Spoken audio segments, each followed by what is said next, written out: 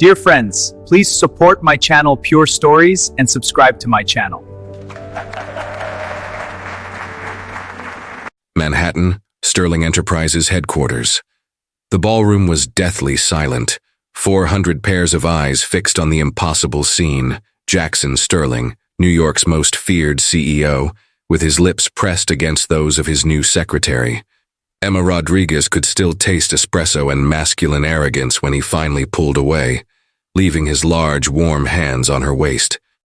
The gray blazer she had carefully chosen for her first day at Sterling Enterprises now seemed inadequate for being the center of an epic corporate scandal.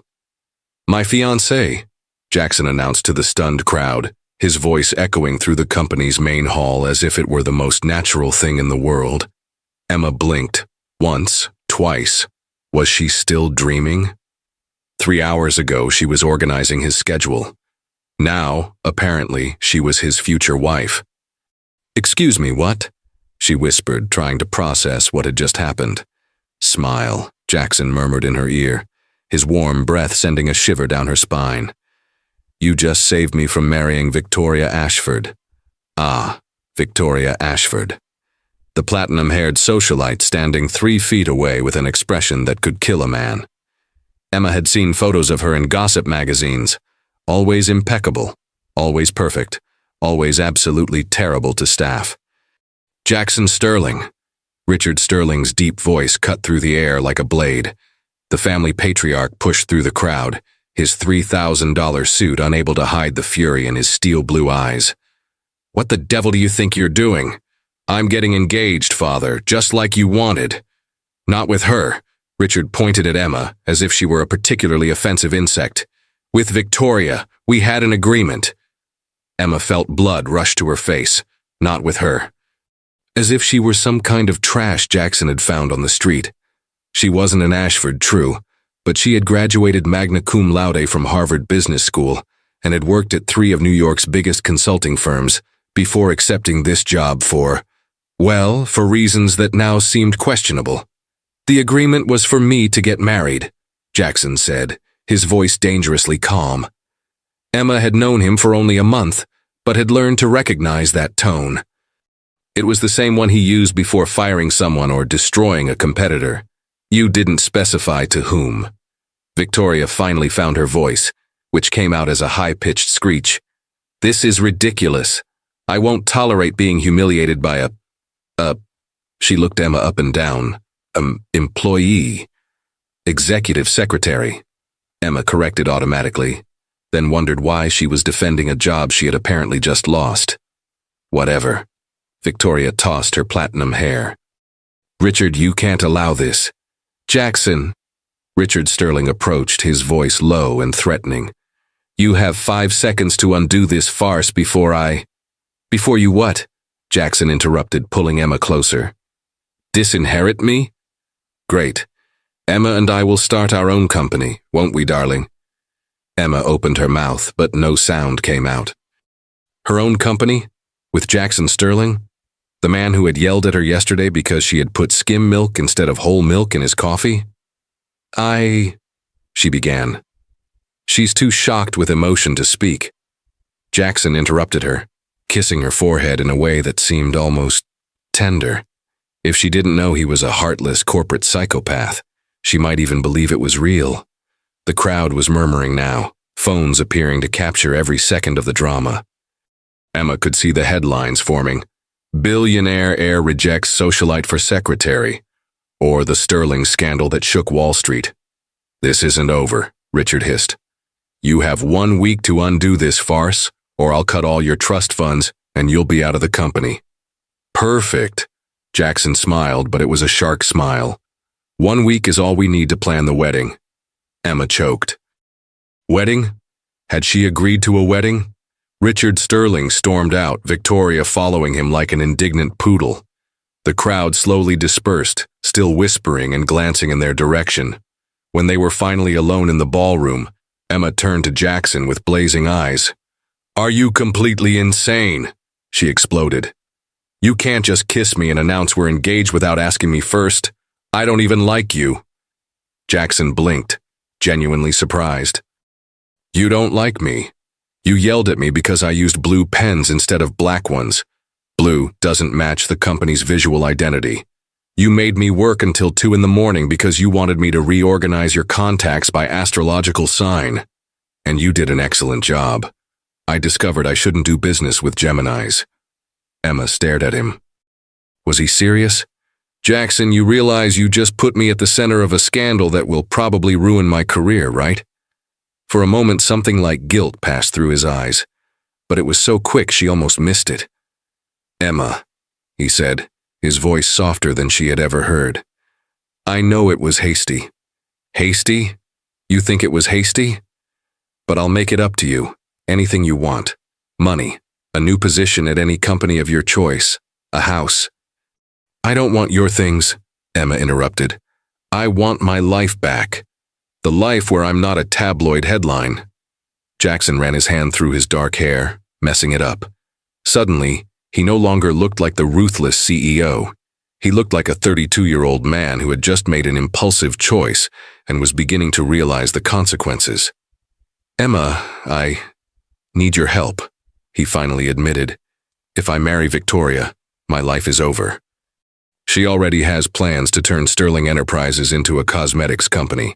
She wants to fire half the employees and move production overseas. Emma crossed her arms. And what does that have to do with me? 1 week. Give me 1 week to convince my father that we're a real couple. After that, we can discover that we're incompatible and end the engagement amicably. And what do I get out of this? Jackson smiled, and this time it was his genuine smile, the one she had seen only a few times when he thought no one was looking. $500,000, and a recommendation letter that will guarantee you any job you want. Emma felt her heart race.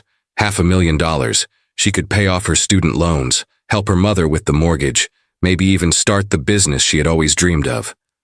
1 week, she said slowly. 1 week. Ground rules. No kissing without prior warning. Agreed.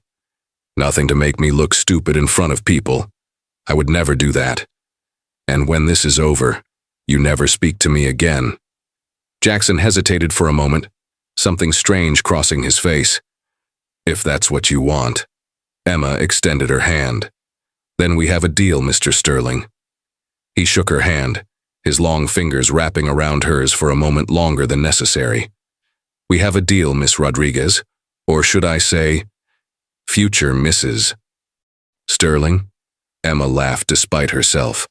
Don't even think about it. As they walked together toward the elevators, Emma couldn't help but think she had just made the most insane deal of her life. 1 week pretending to be Jackson Sterling's fiancée. What could go wrong? Spoiler, absolutely everything. Absolutely. Jackson's penthouse, Upper East Side. 6:47 a.m. Emma stared at the marble ceiling of what had to be the most expensive guest bedroom in Manhattan, wondering how her life had become a romantic comedy cliché in less than 24 hours. The Egyptian cotton sheets probably cost more than her monthly rent, and the view of Central Park from the floor-to-ceiling windows was so breathtaking it felt almost insulting. Her phone buzzed with the 17th text from her best friend Sophia. Girl. Page 6 has a photo of you and Jackson Sterling, your front page news. Call me or I'm staging an intervention. Emma groaned and pulled a pillow over her face. Page 6. Of course. She was probably being dissected by every gossip blogger in the city right now. A soft knock interrupted her spiral of doom. Emma, Jackson's voice came through the door. I have coffee and croissants and possibly a solution to our first problem. She wrapped herself in the silk robe he'd provided, because apparently even his guest bathrobes were luxury items, and opened the door. Jackson stood there in perfectly pressed slacks and a white button-down, looking like he'd stepped out of a men's fashion magazine. His dark hair was still slightly damp from the shower, and he smelled like expensive cologne and confidence. It was thoroughly annoying how attractive he looked at 7 in the morning. What's the first problem? She asked, accepting the coffee cup. It was perfectly prepared. 1 sugar, splash of cream, exactly how she liked it. Which was disturbing because she'd never told him how she took her coffee. The media wants an engagement story. My publicist is having a breakdown. My father's lawyers are circling like vultures, and Victoria apparently gave an exclusive interview to Manhattan Elite magazine claiming I've had a nervous breakdown. Emma nearly choked on her coffee. A nervous breakdown? Her exact quote was that I'm clearly suffering from a psychotic episode brought on by the pressures of modern masculinity and an unhealthy obsession with my secretary. Well, she's not entirely wrong about the obsession part. Jackson paused, coffee cup halfway to his lips. I'm not obsessed with you. You reorganized my entire workspace because you didn't like how I arranged my staplers. Organization increases productivity. You bought me a specific brand of pens because you said my handwriting looked better with them. It did look better. Jackson, you once called me at midnight to ask if I thought your tie was too blue for a morning meeting. He was quiet for a moment, then set his coffee down with a slightly sheepish expression. Okay, I may be detail-oriented when it comes to my work environment. Is that what we're calling it? Before he could respond, his phone rang. He glanced at the screen and his entire demeanor shifted. Richard Sterling, he answered with cold professionalism. Yes, Father. I saw the articles. No, I'm not having a breakdown. She's right here. Would you like to speak to her? Emma's eyes widened and she frantically shook her head. Jackson smirked and put the phone on speaker. Emma, darling, he said loudly, my father would like to meet with us this morning, at the company, with the board of directors. Emma stared at him in horror. The board of directors? She wasn't prepared for this. She hadn't even agreed to meet his father, let alone perform for the most powerful business executives in New York. Tell him we'll be there in an hour, Jackson continued, watching her face with obvious amusement. I can hear you, Jackson. Richard Sterling's voice crackled through the phone. Miss Rodriguez, I hope you understand the gravity of this situation. My son's impulsive behavior has put our company's reputation at risk. Emma found her voice partly from indignation. With all due respect, Mr. Sterling, your son is a grown man capable of making his own decisions about his personal life. Dead silence on the other end of the line. Jackson's eyebrows shot up and he looked at her with something that might have been admiration. I see, Richard finally said, his voice dangerously quiet. Well then, Miss Rodriguez, I look forward to our meeting. I'm sure you'll have many interesting perspectives to share. The line went dead. Did I just make it worse? Emma asked. You just told Richard Sterling that his opinion doesn't matter, Jackson said, and he was definitely smiling now. In 30 years, I don't think anyone has ever done that. Great, so now he really hates me. Oh, he hated you the moment I kissed you, but now he respects you, which is infinitely more dangerous. Emma sat down heavily on the pristine white sofa. Jackson, I can't do this. I don't know how to be engaged to someone. I don't know how to convince your father we're in love. I barely know how to convince myself I don't want to strangle you most of the time. Jackson sat down beside her, close enough that she could feel the warmth radiating from his body. Emma, look at me. She turned to face him, surprised by the gentleness in his voice. You graduated top of your class from Harvard.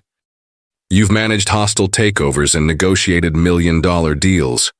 You once talked a CEO out of firing 300 employees by presenting a restructuring plan you created overnight. You can handle my father. How do you know about the restructuring plan? I read your entire employment file. That's actually really creepy.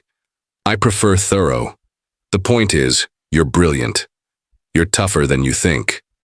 And, he paused, something shifting in his expression, you're probably the only woman I've ever met who isn't intimidated by me. Emma felt something flutter in her chest, which was ridiculous because this was all fake. This was a business arrangement. Jackson Sterling was paying her to pretend to love him for 1 week, and then she'd never see him again. So why did his compliment make her feel warm all over? What's our story? She asked, forcing herself to focus. How did we fall in love? When did you propose? Why haven't I been wearing an engagement ring? Jackson's face lit up. I'm glad you asked. He pulled out a small velvet box from his pocket. Emma's breath caught. Even fake, the ring was stunning. A classic solitaire diamond that caught the morning light and threw rainbows across the coffee table. Jackson, I can't wear that. It probably costs more than I make in a year. 2 years, actually. But who's counting? I'm serious. What if I lose it? What if someone steals it? What if Emma? He took her left hand in both of his. It's insured.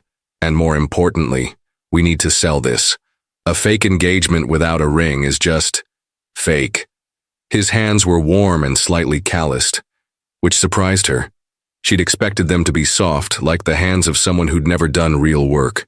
But there were small scars on his knuckles, and his palms had a roughness that spoke of something other than boardroom battles. How did you get these scars? She asked without thinking. Jackson looked down at their joined hands, his thumb unconsciously tracing her knuckles. I used to restore classic cars in college. Therapy, my mother called it. A way to work with my hands instead of just my brain.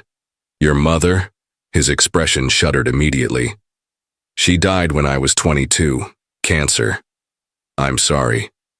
She would have liked you, he said quietly. She always said I needed someone who would call me on my nonsense. For a moment, the fake engagement didn't feel fake at all.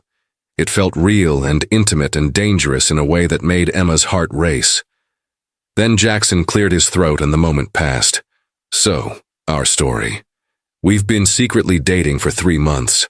I proposed last weekend during a private dinner at Le Bernardin. You haven't been wearing the ring because we wanted to keep it quiet until we could tell our families. 3 months? But I've only worked for you for 1 month. We met when you were still at McKinsey. I hired you because I was already falling for you. Emma blinked. That's actually kind of romantic. I have my moments. She slipped the ring onto her finger, and it fit perfectly. Of course it did. Jackson Sterling probably had her ring size investigated along with her employment history. How did you know my size? Lucky guess, he said, but his ears turned slightly red. Jackson, I may have borrowed one of your rings from your jewelry box yesterday while you were sleeping. You went through my jewelry box? Just for sizing purposes. I needed the ring to fit properly for authenticity. Emma stared at him. The man had broken into her apartment, gone through her personal belongings, and somehow made it sound reasonable. You're incredible. Thank you. That wasn't a compliment. I'm choosing to take it as one. Despite herself, Emma laughed. There was something disarming about Jackson when he wasn't being the ruthless CEO. Something almost charming, which was dangerous thinking for a fake fiancé. All right, she said, standing up and smoothing down the silk robe.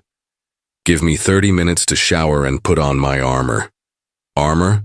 My best power suit.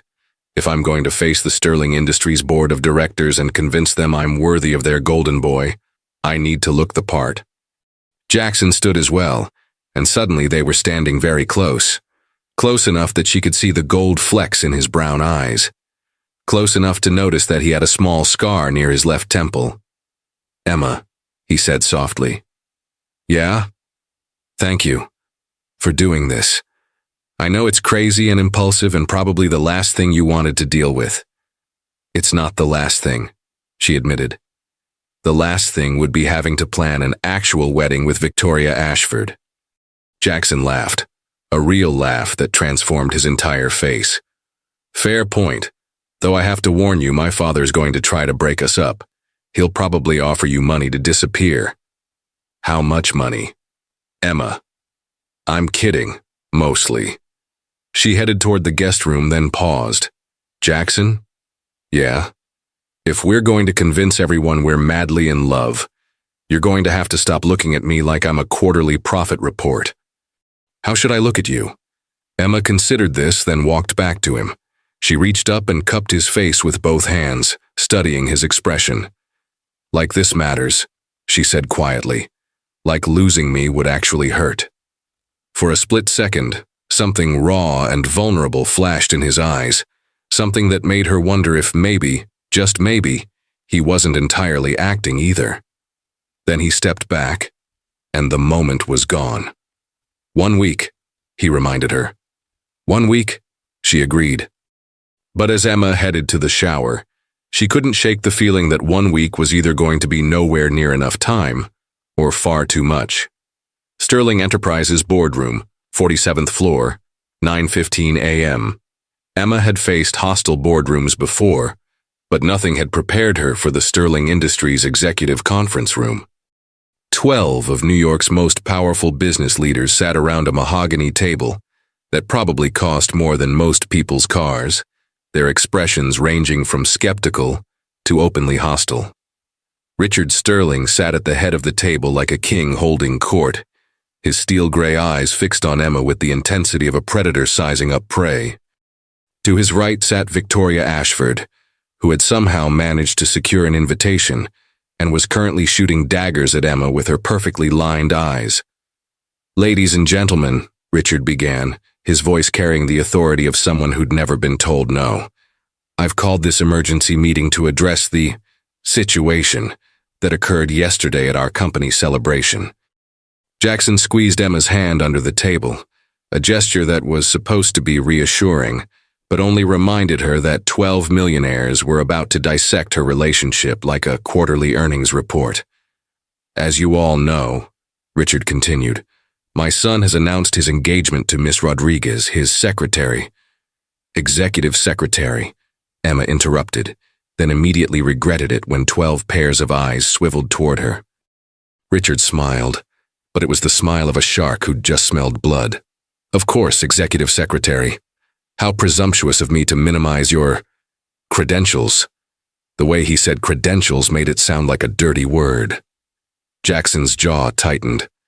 "Father, Emma graduated magna cum laude from Harvard Business School. She's worked at McKinsey, Bain, and Goldman Sachs. Her credentials are impeccable." "Oh, I'm sure they are," Victoria chimed in, her voice dripping with false sweetness. "But credentials don't necessarily translate to suitability for our family, do they, Richard?" Emma felt heat rise in her cheeks. She'd known this was coming, but actually sitting here while they discussed her worthiness like she was a racehorse up for auction was more humiliating than she'd expected. "With all due respect," Emma said, her voice steady despite the adrenaline coursing through her veins, "I didn't realize I was applying for a position in your family, Mr. Sterling. I thought I was just marrying the man I love." The word love hung in the air like a challenge. "Love," Richard repeated, as if tasting something unpleasant. "How quaint. Jackson, you'll forgive me if I find the timing of this great love affair somewhat convenient. Yesterday morning you were engaged to Victoria. Yesterday afternoon you were engaged to your secretary. That's quite an emotional transformation in the span of a few hours." "Actually," Jackson said, his voice dangerously calm, "Emma and I have been seeing each other for 3 months. We kept it private out of respect for professional boundaries." 3 months? Victoria scoffed. "Isn't that interesting considering you and I had dinner together just last week, and you certainly didn't mention being in love with someone else." Emma's stomach dropped. She hadn't known about a recent dinner with Victoria. That wasn't part of their story. Jackson didn't miss a beat. "Victoria, you and I have had many dinners over the years as family friends. That doesn't mean I discussed my private relationships with you." "Private relationships." Margaret Whitmore, the board's oldest member, leaned forward. "Mr. Sterling, you understand that as the future CEO of this company, your personal relationships are very much our business. This engagement affects our stock price, our public image, and our corporate partnerships. Especially our partnership with Ashford Industries," added James Chen, the CFO. "Victoria's father has invested heavily in our expansion plans." Emma could feel the walls closing in. This wasn't just about her and Jackson anymore. This was about money and power and corporate alliances that she'd never even considered. "I think," Victoria said, standing gracefully, "that we should give Jackson some time to reconsider. Clearly he's been under tremendous pressure lately, and people make impulsive decisions when they're stressed." "I'm not stressed," Jackson said sharply, "and I'm not reconsidering anything." "Jackson," Richard's voice carried a warning, "let's be practical. Miss Rodriguez is lovely, I'm sure, but she's not one of us. She doesn't understand our world, our responsibilities, our expectations." Emma had had enough. You're right, she said, standing up so suddenly that her chair rolled backward. I don't understand your world. I don't understand how you can sit around a table and discuss human beings like business acquisitions. I don't understand how you can try to arrange your son's marriage like it's a corporate merger. And I definitely don't understand how you can stand there and act like my background somehow makes me unworthy of basic respect. The room was dead silent. But here's what I do understand, Emma continued, her voice gaining strength. I understand profit margins and market analysis and strategic planning. I understand that your company's stock has dropped 12% in the past 6 months because your expansion into Asian markets has been a disaster. I understand that 3 of your major clients are considering jumping ship because your customer service ratings are the worst they've been in 5 years. Richard Sterling's face was turning an interesting shade of purple. I also understand, Emma pressed on, that Jackson has increased productivity in every department he's managed by an average of 32%, that his innovations in supply chain management saved this company $14 million last year, and that if you force him out, your competitors will be lining up to hire him before his resignation letter hits your desk. She turned to look at Jackson, who was staring at her with an expression of complete amazement. So with all due respect, Mr. Sterling, maybe the question shouldn't be whether I'm good enough for your family. Maybe it should be whether your family is good enough for him. Emma grabbed her purse and headed for the door. If you'll excuse me, I have work to do. Jackson, I'll be in your office when you're finished here. She walked out with her head held high, leaving behind a room full of stunned executives and one very smug-looking fake fiancé.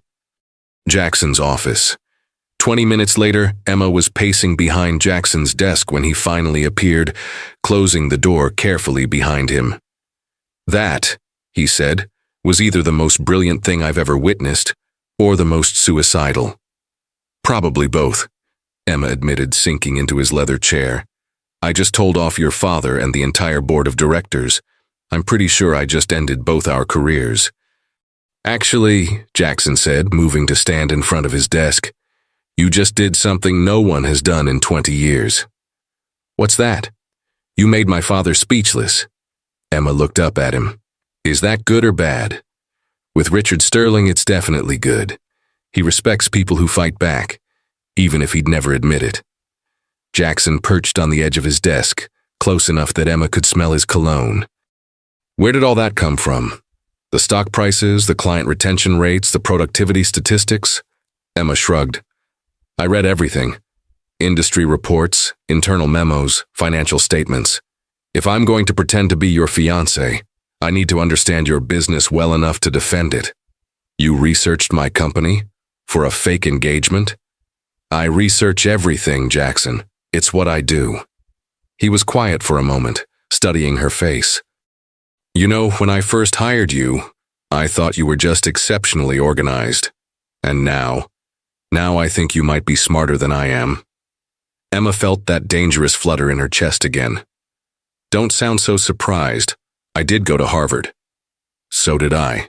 That doesn't mean I could walk into a hostile boardroom and systematically dismantle every argument against me using nothing but memorized statistics and righteous indignation. You forgot devastating good looks and impeccable fashion sense.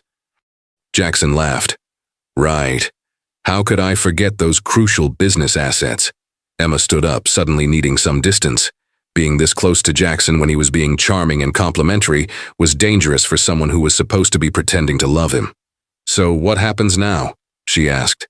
Did I just make things better or worse? Honestly, I have no idea. But Victoria looked like she wanted to murder you, and my father looked impressed. Which is more than he's looked at me in years. Emma's phone buzzed with a text message. She glanced at it and groaned. What? Jackson asked. Page 6 wants an exclusive interview. Manhattan Elite is offering me $50,000 for my story. And someone from the Real Housewives of New York wants to know if I'm interested in joining the cast. Jackson stared at her. The Real Housewives want you? Apparently, I'm now famous for being your mystery fiancé. There are already memes about me on Instagram. Memes? Emma showed him her phone. Someone had created a side-by-side photo comparison of her and Victoria with the caption, "Harvard MBA versus Trust Fund Baby, the battle for Jackson Sterling's heart."